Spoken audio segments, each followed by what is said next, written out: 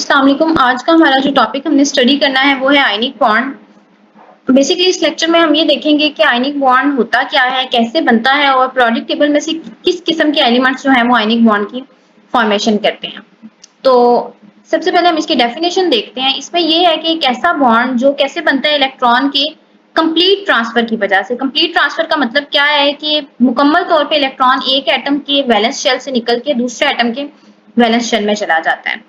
अब सवाल यहाँ पे ये आता है कि फिर किस किस्म का एटम जो है वो इलेक्ट्रॉन लूज करेगा और किस किस्म का एटम इलेक्ट्रॉन गेन करेगा, तो वो भी इस डेफिनेशन में मेंशन है कि एक ऐसा एटम जिसकी आयोनाइजेशन एनर्जी क्या हो, लो हो, यानी जिसमें से इलेक्ट्रॉन को निकालने के लिए आपको बहुत कम एनर्जी देनी पड़े, वो क्या करेगा, वो इलेक्ट्रॉन को लूज कर देगा और लूज करने के बाद जब वो इलेक्ट्रॉन को लूज कर देगा तो उसके ऊपर पॉजिटिव चार्ज आ जाएगा, यानी वो कैटायन बन जाएगा। तो हम कह सकते हैं कि एक ऐसा एटम जिसकी आयोनाइजेशन एनर्जी लो होगी वो क्या करेगा, वो इलेक्ट्रॉन को ट्रांसफर करेगा, वो इलेक्ट्रॉन को डोनेट करेगा, ठीक है, और कैटायन की फॉर्मेशन करेगा। फिर इस इलेक्ट्रॉन को लेगा कौन, एक ऐसा एटम जिसकी इलेक्ट्रॉन एफिनिटी जो है वो बहुत ज्यादा है। एफिनिटी का मतलब होता है अट्रैक्शन, यानी जिसकी इलेक्ट्रॉन के लिए अट्रैक्शन बहुत ज्यादा हो, वो एटम इसको गेन करेगा। यानी हम ये कह सकते हैं अब वो एटम जब इलेक्ट्रॉन को गेन कर लेगा तो वो नेगेटिव चार्ज आयन के अंदर कन्वर्ट हो जाएगा, जिसको हम एनायन कहते हैं। तो एनायन कौन सा एटम बनाता है आयनिक बॉन्ड में, जिसकी इलेक्ट्रॉन एफिनिटी की वैल्यू जो है वो बहुत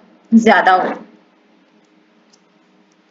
ठीक है। और इस तरह से जब इलेक्ट्रॉन ट्रांसफर होता है तो उसके नतीजे में जो बॉन्ड बनता है उसको फिर हम आयनिक बॉन्ड कहते हैं। अब क्वेश्चन ये आता है कि फिर पीरियोडिक टेबल में अगर देखा जाए तो कौन से ऐसे एलिमेंट्स हैं जो इलेक्ट्रॉन को ट्रांसफर करते हैं, यानी कैटायन बनाते हैं, और कौन से ऐसे एटम्स हैं जो इलेक्ट्रॉन्स को गेन करते हैं।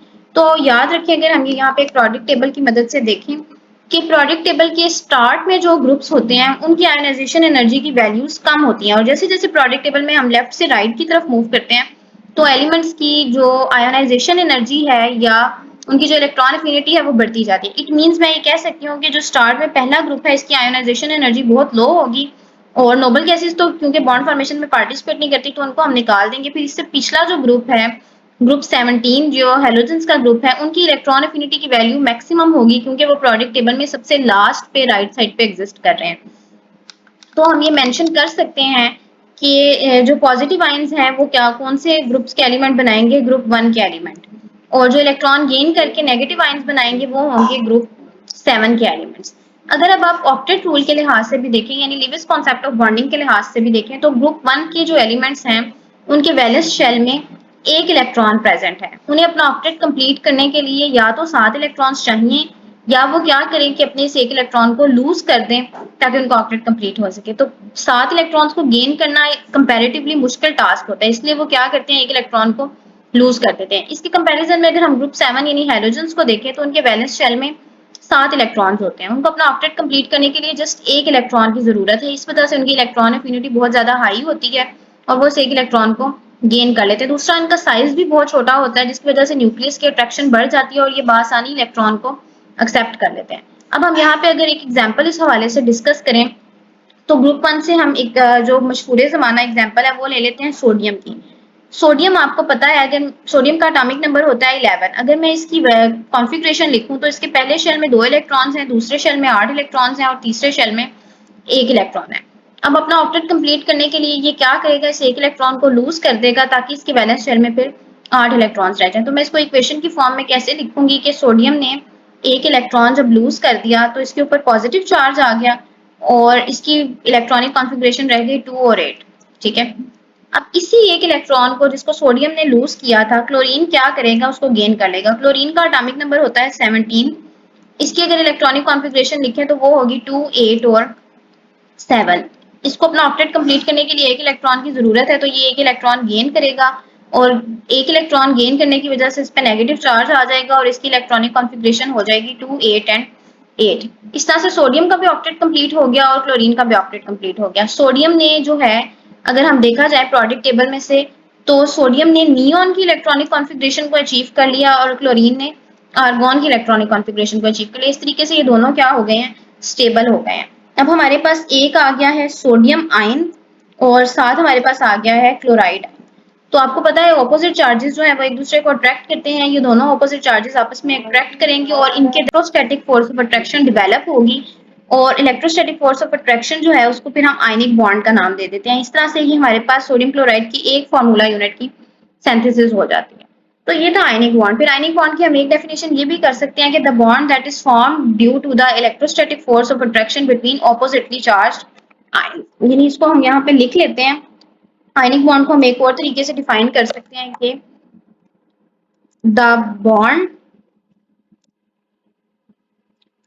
formed by the electrostatic force of attraction between oppositely charged ions। ठीक है, और यहाँ पे वो oppositely charged ions कौन से हैं? सोडियम और क्लोरीन है। अगर हम अब इनको इनकी electronic dot and cross structure से भी देखने की कोशिश करें तो ये आपके सामने डायग्राम आपको नजर आ रही है। ठीक है, इसको मैं थोड़ा सा जूम करके आपको समझाती हूँ। अगर आप देखें तो ये क्या है, सोडियम के उन्होंने स्ट्रक्चर ड्रॉ किया हुआ है। सोडियम के पहले शेल में 2 इलेक्ट्रॉन्स हैं, दूसरे शेल में 8 इलेक्ट्रॉन्स हैं और तीसरे शेल में 1 इलेक्ट्रॉन। ये अपना 1 इलेक्ट्रॉन लूज करता है। और इधर अगर हम क्लोरीन को देखें तो इसके पहले शेल में 2 इलेक्ट्रॉन हैं, दूसरे शेल में 8 इलेक्ट्रॉन है और तीसरे शेल में 7 इलेक्ट्रॉन है। तो सोडियम से 1 इलेक्ट्रॉन गेन कर लेते हैं। इस तरह से क्लोरीन के ऊपर नेगेटिव चार्ज आ जाता है और सोडियम पे पॉजिटिव चार्ज आ जाता है और इनके दरमियान फिर आयनिक बॉन्ड की फॉर्मेशन हो जाती है। तो ये एग्जांपल डिस्कस करनी है वो है कैल्शियम ऑक्साइड की। इसमें अगर अब हम देखें जो कैल्शियम है वो ग्रुप 2 से ताल्लुक रखता है। ठीक है, और ग्रुप 2 से हमें ये देखने से ही पता चल रहा है कि कैल्शियम की वैलेंस शेल में 2 इलेक्ट्रॉन्स होंगे और कैल्शियम को अपना ऑक्टेट कंप्लीट करने के लिए उन 2 इलेक्ट्रॉन्स को लूज करना है। इस तरह कैल्शियम जो है 2 स्टेप में उन 2 इलेक्ट्रॉन्स को लूज करेगा। पहले कैल्शियम 1 इलेक्ट्रॉन को लूज करके यूनी पॉजिटिव आयन बनाएगा, फिर ये यूनी पॉजिटिव आयन एक मजीद इलेक्ट्रॉन को लूज करेगा और एक डाई पॉजिटिव आयन बनाएगा। अब कैल्शियम ये इलेक्ट्रॉन्स इतनी आसानी से क्यों लूज कर रहा है? क्योंकि ये भी पीरियोडिक टेबल के स्टार्ट में एग्जिस्ट कर रहा है और इसकी आयोनाइजेशन एनर्जी भी बाकी एलिमेंट्स की निस्बत थोड़ी कम है। फिर इसी तरह अगर हम ऑक्सीजन को देखें तो ऑक्सीजन ताल्लुक रखता है ग्रुप 6 से। इट मींस ऑक्सीजन के वैलेंस शेल में 6 इलेक्ट्रॉन्स हैं और ऑक्सीजन को अपना ऑक्टेट कंप्लीट करने के लिए 2 इलेक्ट्रॉन्स की जरूरत है। तो ऑक्सीजन पहले 1 इलेक्ट्रॉन को गेन करता है और 1 इलेक्ट्रॉन को गेन करने के बाद वो यूनी नेगेटिव आयन बनाता है। इसी तरह फिर ऑक्सीजन जो है दूसरा इलेक्ट्रॉन गेन करता है और दूसरा इलेक्ट्रॉन गेन करने के बाद वो एक डाई नेगेटिव आयन बनाता है। अब हमारे पास ये 2 इक्वल चार्जेस प्रोड्यूस हो चुके हैं, कैल्शियम 2 पॉजिटिव और ऑक्सीजन 2 नेगेटिव। तो इन दोनों के दरमियान फिर एक आयनिक बॉन्ड की फॉर्मेशन हो जाएगी। तो हम ये कह सकते हैं कि ग्रुप 1 के एलिमेंट्स और ग्रुप 2 के एलिमेंट्स, इसी तरह ग्रुप 6 और ग्रुप 7 के एलिमेंट्स जो हैं वो आयनिक बॉन्ड की फॉर्मेशन में पार्टिसिपेट करते हैं। इसके बाद जो ग्रुप 3 आता है फिर वो उनके अंदर आयनिक बॉन्ड का ट्रेंड जो है वो निस्बतन कम हो जाता है। फिर उनमें ट्रेंड आ जाता है कोवलेंट बॉन्डिंग का। ठीक है, वो एम्फोटेरिक कंपाउंड्स की फॉर्मेशन करते हैं।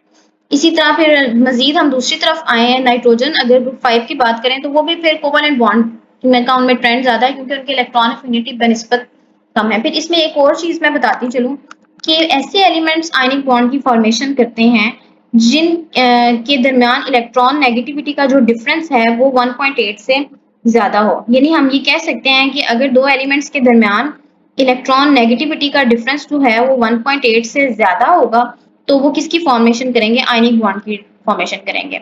और सोडियम और क्लोरीन के दरमियान ये डिफरेंस 1.8 से ज्यादा ही होता है। ठीक है, तो ये भी आपने एमसीक्यूज के लिए याद रखना है। ओके, ये था हमारा आज का टॉपिक। ठीक है, नेक्स्ट लेक्चर में हम इंशाल्लाह कोवेलेंट बॉन्ड को स्टडी करेंगे।